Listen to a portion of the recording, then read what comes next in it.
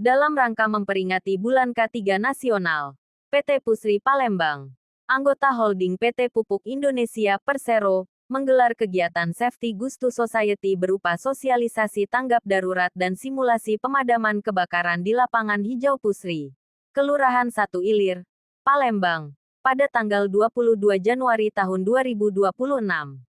Kegiatan ini bertujuan meningkatkan pemahaman dan kesiapsiagaan masyarakat sekitar perusahaan dalam menghadapi potensi keadaan darurat, khususnya kebakaran, melalui edukasi langkah tanggap darurat, pengenalan alat pemadam api ringan APAR, serta praktik langsung pemadaman kebakaran secara aman.